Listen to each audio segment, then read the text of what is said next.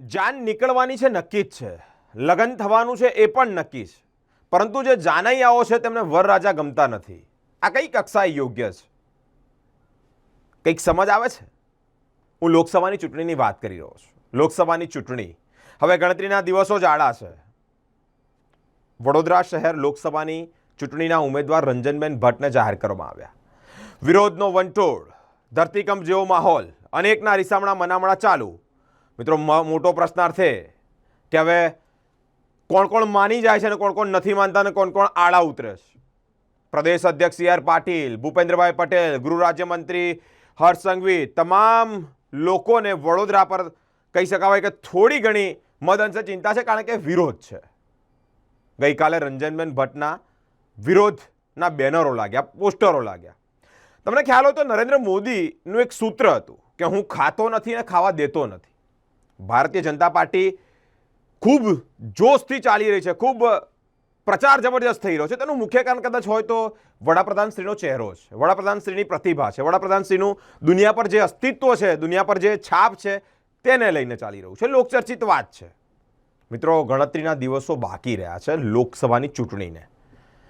રંજનબેન ભટ્ટના પોસ્ટરો લાગ્યા, બેનરો લાગ્યા ને એ વિરોધમાં લાગ્યા. કોણે લગાયા? કોના ઈશારે લાગ્યા? કેવી રીતે રાતોરાત લાગ્યા અને સવારે ઉતરી ગયા? કે પછી મોટું ષડયંત્ર છે? કે તેમને ખસાવવાની વાતો ચીતો છે? કે પછી તેમના જ કોઈક નજીકના ફૂટી ગયા છે? આ બધા બહુ મોટા મોટા પ્રશ્નો છે. આ પ્રશ્નોની પણ વાત કરીશું. પરંતુ જ્યારે લોકસભાની ચૂંટણીને આરે હવે ગણતરીના દિવસો બાકી રહ્યા હોય ત્યારે રંજનબેન ભટ્ટનો ચહેરો રિપીટ થતા અનેકમાં નારાજગી તો છે, પરંતુ પોતાના જે કાર્યકર્તાઓ છે તેઓમાં ખુશીનો માહોલ છે. અનેક વિધાનસભાઓમાં સ્નેહ મિલનના કાર્યક્રમો ચાલુ થઈ ગયા. મિત્રો, સાવલીના ધારાસભ્યનું ગઈકાલે રાજીનામું, અને એ રાજીનામું સાંજે પાછું પરત ખેંચી લેવામાં આવ્યું. અને પાછા એમનો એકનો એક શબ્દ રિપીટ થતો હતો કે મારો અંતરાત્માનો અવાજ મેં સાંભળીને રાજીનામું આપ્યું. તો એવું પણ લાગે કે સાંજે અંતરાત્મા માની ગયો હશે અને એવું પણ કહી દીધું હશે કે મિસ્ટર કેતન ઇનામદાર, હવે રાજીનામું પાછું લઈ લો. અંતરાત્માનો કદાચ અવાજ આવ્યો હશે એટલે પાછું લઈ લીધું.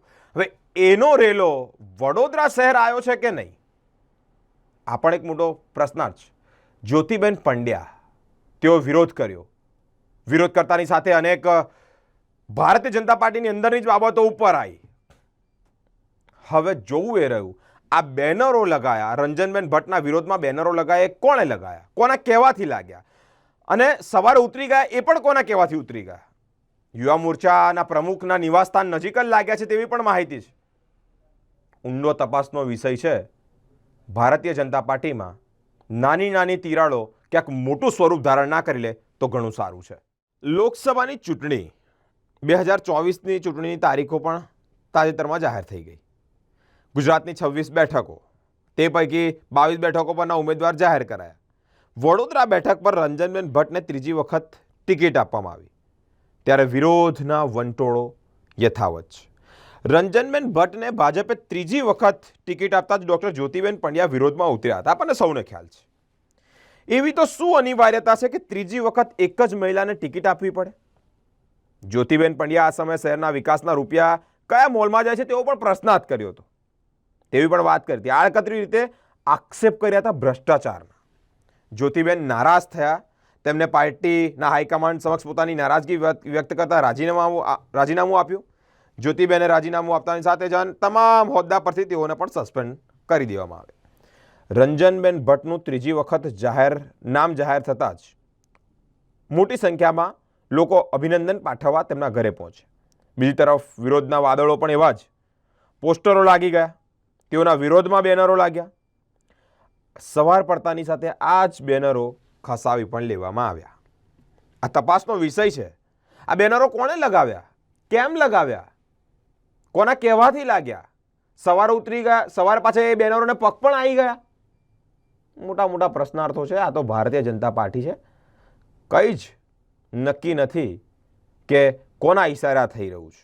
રંજનબેન ભટ્ટના વિરોધમાં જે કારેલીબાગ ઘરણી વિસ્તારમાં વિરોધના પોસ્ટરો લાગતા જ આ વિરોધ થંભવાનું નામ લેશે કે કેમ, આ એક મોટો પ્રશ્નાર્થ.